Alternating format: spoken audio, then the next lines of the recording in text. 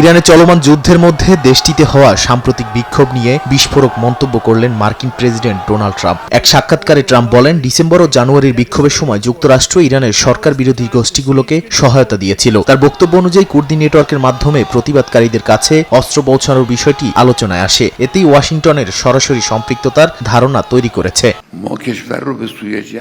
এই ইঙ্গিত তেহরানের দীর্ঘদিনের অভিযোগকে আরো জোরালো করে তুলেছে। আয়াতুল্লাহ আলী খামেনি বিক্ষোভ উস্কে দেওয়ার পেছনে যুক্তরাষ্ট্র ইসরায়েলকে দায়ী করেছিলেন। ইরানি নেতৃত্বের দাবি, বিক্ষোভে সহিংসতা ও প্রাণহানির পেছনে বিদেশি মদতপুষ্ট গোষ্ঠীগুলোর ভূমিকা ছিল।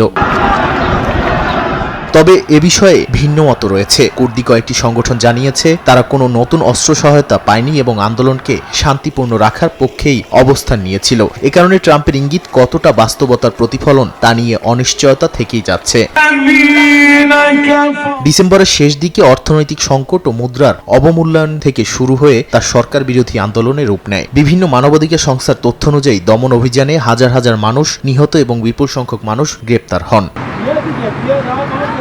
বিশ্লেষকদের মতে এই ধরনের বক্তব্য ও পাল্টা অভিযোগ ইরানের অভ্যন্তরীণ রাজনীতি এবং বিরোধী গোষ্ঠীগুলোর অবস্থানে প্রভাব ফেলতে পারে, একই সঙ্গে আঞ্চলিক উত্তেজনা আরও বাড়াতে পারে। নাদিম মারজান, সময় সংবাদ।